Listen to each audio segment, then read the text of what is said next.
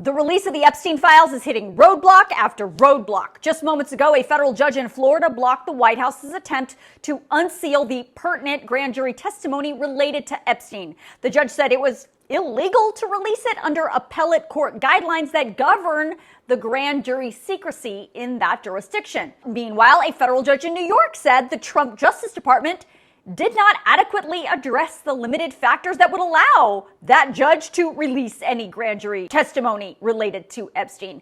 That judge wants more briefing from the DOJ before making a decision. Meanwhile, the House Speaker says no, he's not blocking any vote on the Epstein files.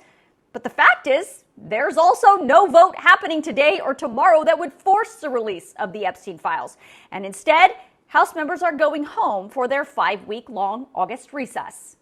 There's no point in having a vote today because the administration is already doing everything within their power to release them. They've gone to the grand jury. They've requested the courts to unseal the documents so that they can be released. The president himself has said all credible evidence should be put out to the American people while protecting the innocent. That's where we stand as well. There's no point in passing a resolution to urge the administration to do something that they are already doing. And so that's why we're going to let that process play out. So Speaker Johnson is arguing two things. One, that President Trump has already said the Attorney General should seek to release pertinent grand jury testimony related to either Epstein or his accomplice Ghislaine Maxwell, which, as I just reported, is currently being either blocked or questioned by the federal court judges. The other thing Johnson is arguing is that the president has already said the Justice Department should release any credible evidence in its own possession on Epstein.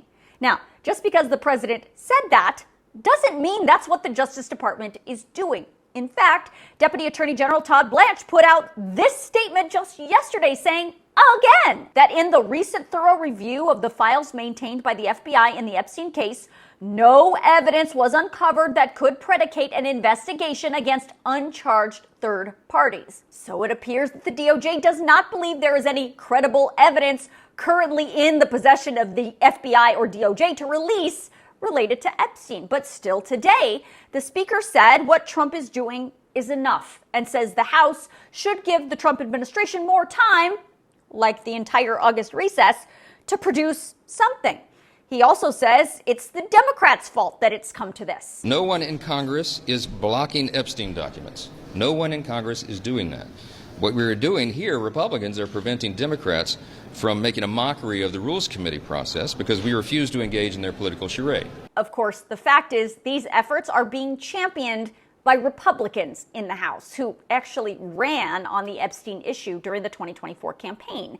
In fact, one of the Republicans who is leading one of the most significant charges to force the files to be released doesn't buy what the speaker is selling. I don't think this issue is going away over August. I think that was the admonition of our speaker in there, was just sort of stick your head in the sand, let the administration maybe dissipate this by dribbling some stuff out. I mean, I'm heavily paraphrasing, but I think that's his strategy, and I don't think it's going to work. I mean, people have wanted these files for years, and then, the president's staff, administration, his own children, his vice president have promised that these files would come out, and now we're being told it's a hoax. It doesn't wash. And so now, because the DOJ says there's no credible evidence of any uncharged third parties in the huge Epstein files in its possession, it seems that the Trump administration and also the House Oversight Committee are turning to Epstein's accomplice, Ghislaine Maxwell, to shed more light on who else could be involved.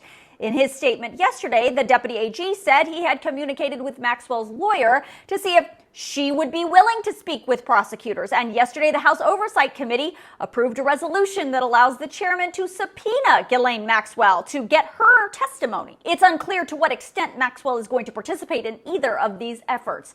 But today, Speaker Johnson said he supported the Oversight Committee's resolution, but he also cast some doubt on it. If they see fit to bring in Ghislaine Maxwell for testimony, that's fine. I will note the obvious concern, the caveat that Chairman Comer and I and everyone has, that could she be counted on to tell the truth? Is she a credible witness? I mean, this is a person who's been sentenced to many, many years in prison for terrible, unspeakable conspiratorial acts and acts against innocent young people. I mean, can we trust what she's going to say?